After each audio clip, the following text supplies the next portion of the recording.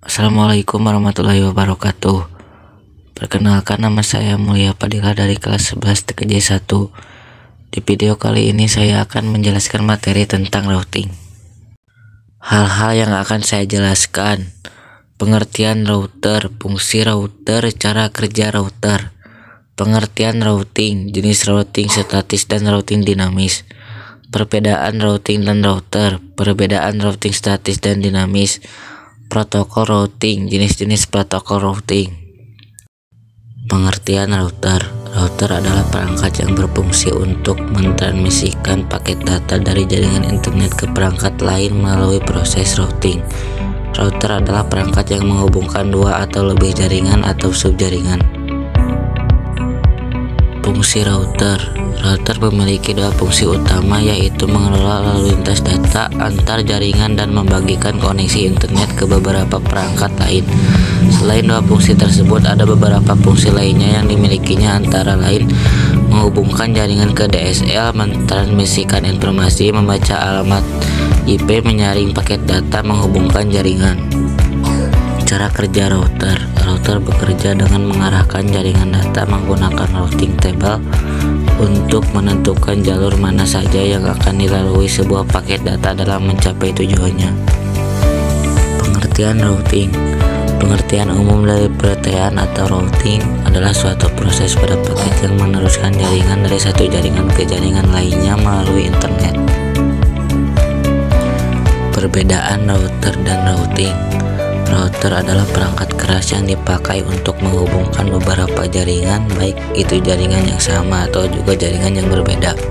Routing adalah proses pengirim paket data dengan melalui jaringan dari satu perangkat ke perangkat lainnya.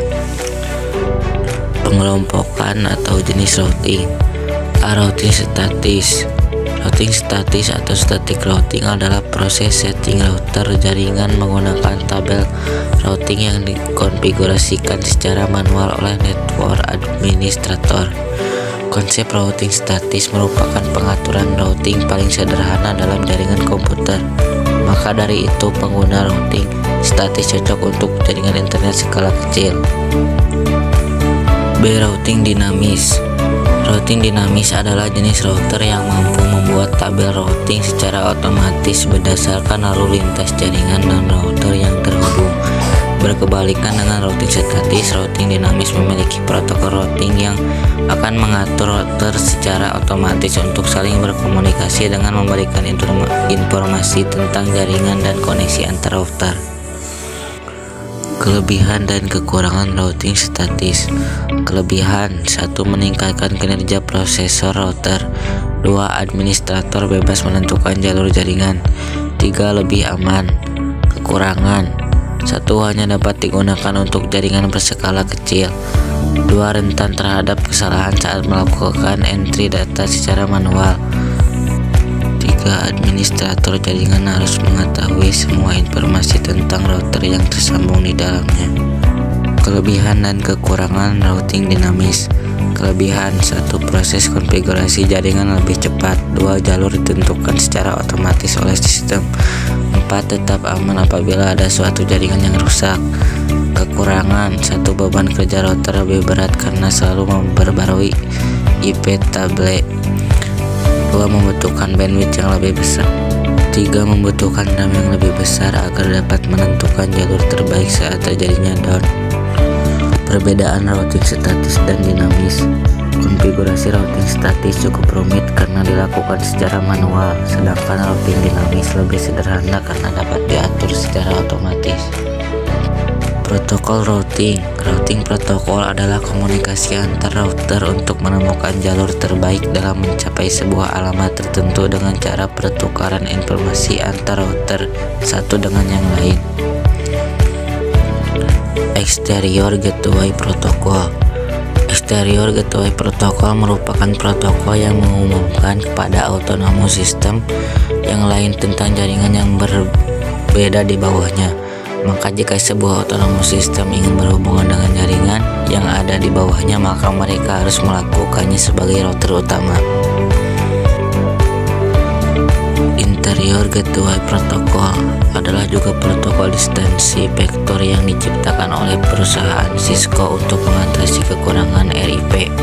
Ini digunakan oleh router untuk bertukar data perutaian dalam sistem otonom. 3RP adalah protokol berpemilik.